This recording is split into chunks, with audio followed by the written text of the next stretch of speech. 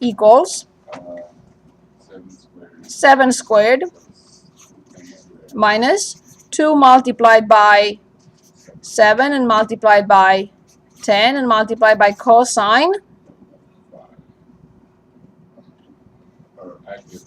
Good, very good. Cosine A. Good. Now I have to find cosine. I have to solve for cosine, and then I have to find A. Here's what I recommend. Since this number is going to be negative, I'm going to move it to this side, and I'm going to move this number to the other. 2 times 7 is 14 times 10 is 140.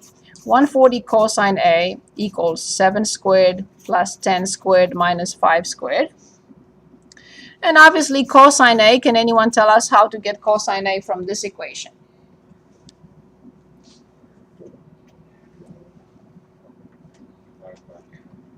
Divide both sides by? Of course. So 7 squared plus 10 squared minus 5 squared. I will punch this in the graphing calculator. So I have, in parentheses, be careful, 7 squared, you can write 49 if you want, plus 100 and minus 25. Don't forget to close the parenthesis and we divide by 140. And I got 0.8857. So this is cosine A, approximately 0.8857. So now, what should I do to both sides?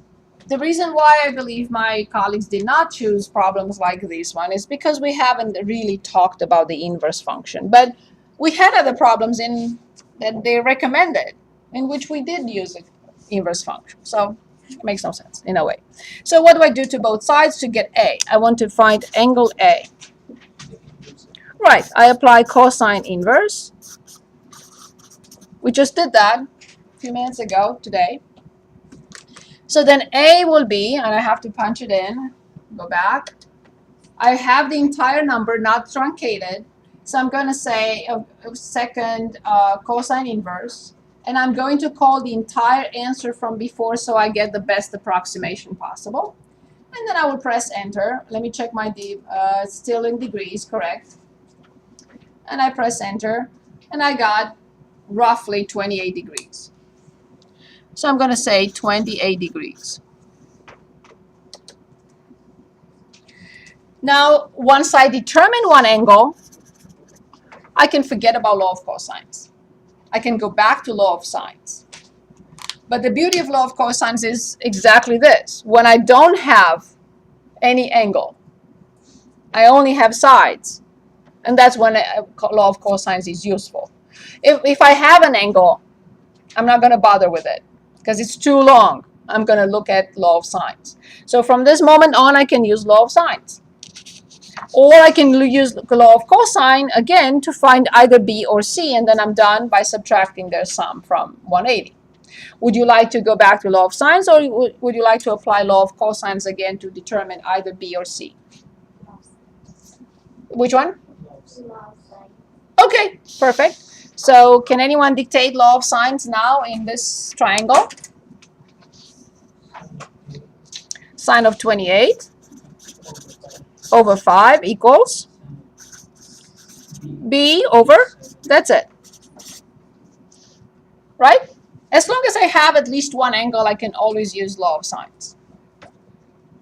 So therefore, I have to determine this. So I cross multiply.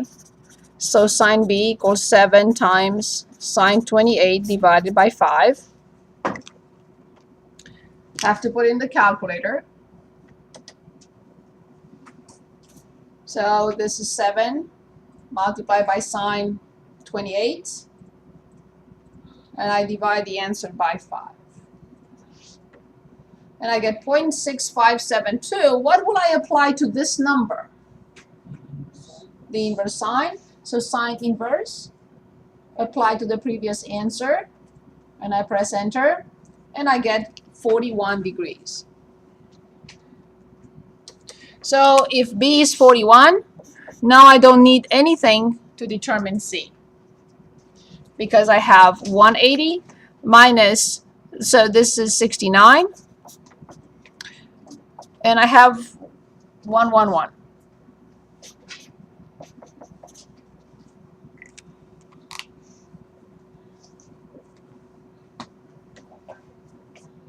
This is the entire material for test 4.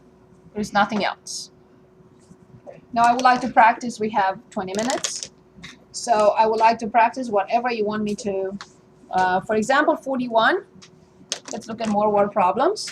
41 on page 720. No more new material next week. We'll have review on Monday. Again, everything that you should expect on this test, to see on the test. And then we have our review, if you remember, on December the 9th from 3:30 to 5 p.m. It's a Friday in this room. Okay? And that will be review for the final. So 41 on page 721. 720, I'm sorry. Find the distance across the lake from A to C. So let me copy the figure. So this is A, B, and C. They're giving us 140. They're giving us 80 degrees. And they're giving us 160. And they want us to determine the distance across the lake, which is this, X. I shouldn't denote it by X. I should denote it by B, actually. We should keep the notation like that. But X is fine, too. To the nearest yard, using the measurements shown in the figure. So we want to find the distance AC or B.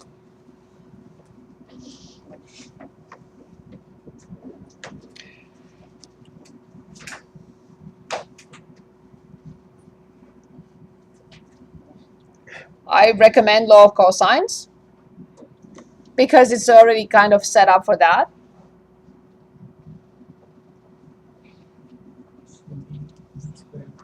B squared equals 140 squared plus minus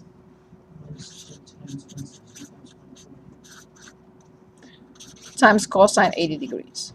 So there are other situations, not just, I have to come back and say that there are other situations in which law of cosine is useful, not just when the sides are given. So in this case, is really the best option.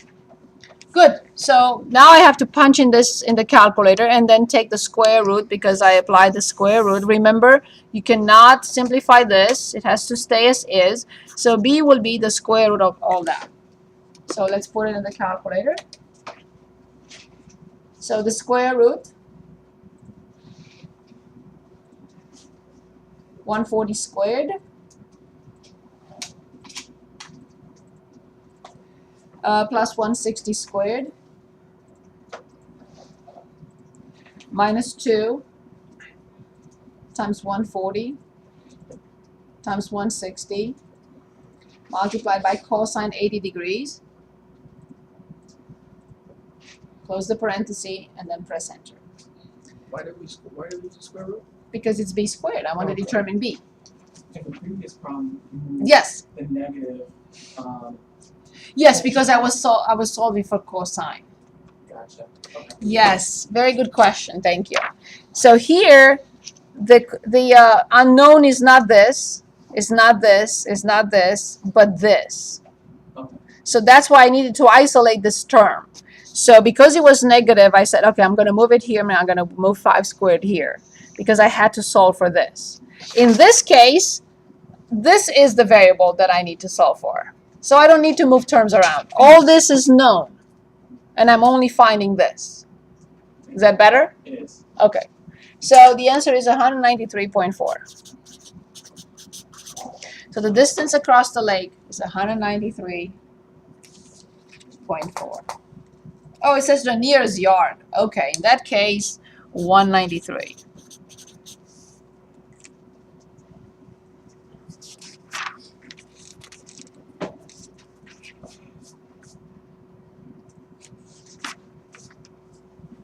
Okay, let's go back. What would you like to review? We have 15 minutes, and I would like to review something, anything that you think it's not 100%. thought last time you said you wanted to go back and do 5.8. Oh, yes. Oh, we already started today with 5.8. That's why it's word problems. Yes, let's go back to 5.8 and do more problems from there. Very good idea.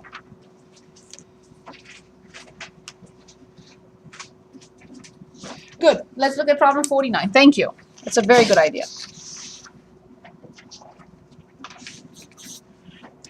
Let's look at 49 on page 632. I have to copy the figure.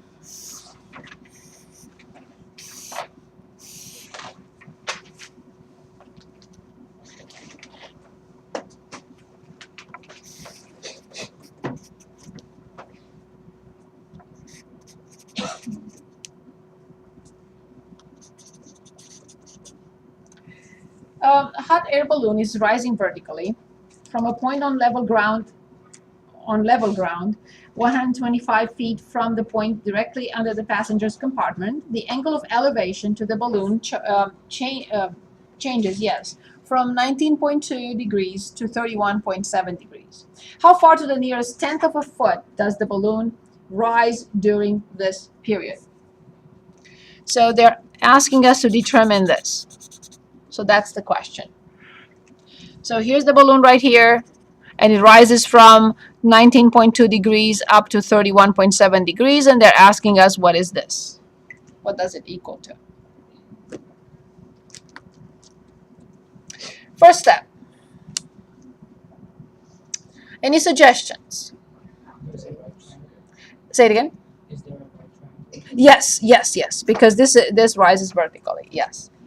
So I recommend to find this and find this. If I manage to find those, what will I do with them to find that unknown? If I manage to find this, and if I manage to find this, yes, right? From the big one, I subtract the small one, and I'll find this. Is there any way I can determine this? Any trig function for the angle 31.7? Can I determine this?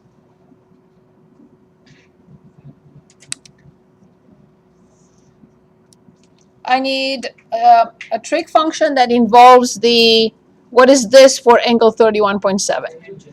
Exactly, the opposite over the adjacent. So then tangent 31.7 degrees is, and I'm going to denote this by x and I'm going to denote this by y.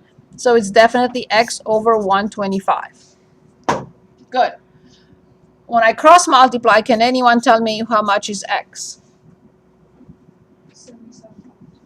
Yes, but I will not calculate it. I'll show you in a moment why.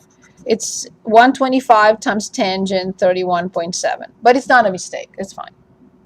Now, I would like to find y. Can anyone give us a trig function in the small triangle that will eventually give us y? So now I'm looking at this triangle. Very good. Tangent 19.2 degrees equals y over 125. So therefore y equals 125 times tangent 19.2. Not equal. No? Right. So then when I subtract y from x, x minus y will definitely equal what? This unknown, right? The question mark, right? So that will be nothing else but 125. I factor it out. Tangent 31.7 minus tangent 19.2. And that will be the unknown. I just factor out 125. So 125 and in parentheses tangent 31.7 and then minus, close the parenthesis, and then minus tangent 19.2 and close the parenthesis again at the end. So I got 33 point, does it say again? To the nearest tenth of a foot. Okay, 33.7. So the unknown is 33.7 feet.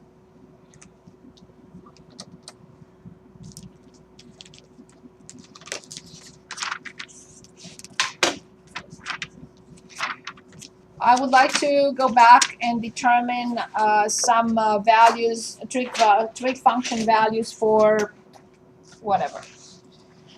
Okay, so let's say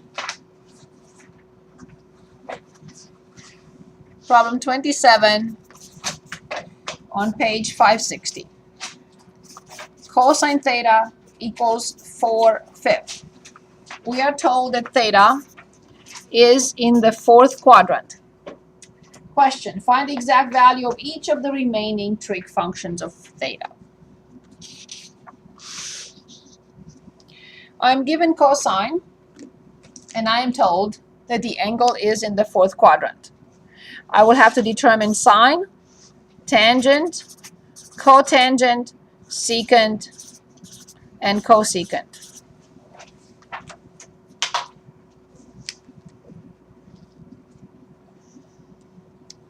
Once I determine sine, I will determine the other four in a blink. What formula will help me find sine if I am given cosine? The Pythagorean theorem. Very good. In other words, sine squared theta plus cosine squared theta must equal 1. Very good. So if I want to determine sine, I will move this to the other side and take the square root. So the answer will be plus or minus the square root of 1 minus cosine squared. I have to talk about the sine. An angle with a terminal side in the fourth quadrant cannot have sine plus or minus. It can have plus or it can have minus, not both. Which one is it? Do we agree that in the fourth quadrant sine is negative? Sine positive is above, sine negative is below the x-axis. Good. So I'm going to say no. Just this.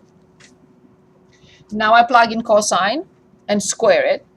So I will get the square root with minus in front, of course. 1 minus 16 divided by 25, which it's 25 minus 16, which is 9, right? Let's write it. 9 over 25, which is negative 3 over 5. Once I have sine, which is negative 3/5, and I have cosine, which is 4/5, I have no difficulty in determining the other four trig functions. I don't care about the quadrant, I don't care about anything because I have the correct signs. So then tangent theta is sine theta over cosine theta. Sine is 4/5, cosine is negative 3/5. I have to flip, and I get negative what? So 4 over 5 times 5 over 3. 4 over 3. Now cotangent theta must be the multiplicative inverse of this because it's cosine over sine. So what will the answer be for cotangent? Negative 3/4. For secant, secant equals 1 over cosine. Very good. So cosine is 4/5. What is 1 over 4/5? 5/4. Last one. Cosecant is 1 over sine. And this is sine, and I want 1 over it.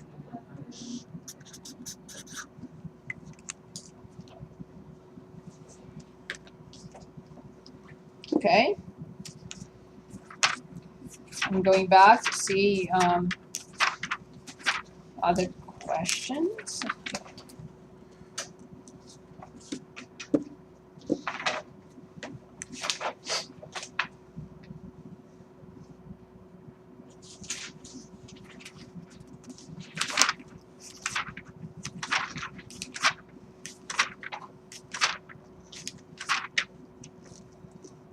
Can you give me a hint what else you would like to go back to? Is there any particular problem?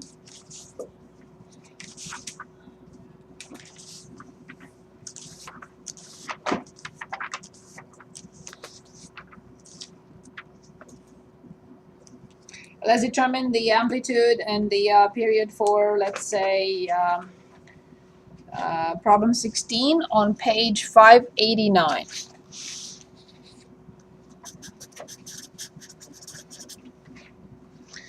16,589. And we're given y equals negative sine 4/3 x. We're asked to find the amplitude and the period. Can anyone give us the amplitude? Right? It's the absolute value of -1, which indeed equals 1. Can anyone tell us how to find the period? First, we have to look at this function. Since it's sine, what is its original? Not for this one. 2 pi. So then I have 2 pi divided by the number that multiplies x in our function, which is 4/3.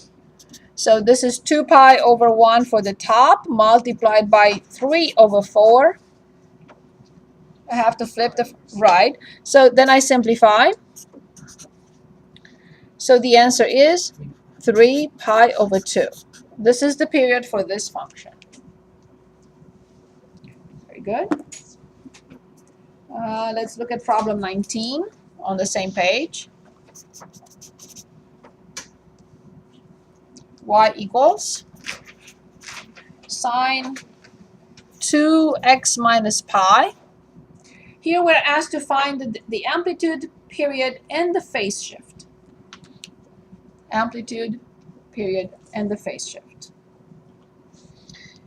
In this situation, when we have 2x minus pi inside parentheses, I must factor out, I cannot take it out of sine, but yes, I must factor 2 and I will get x minus pi over 2.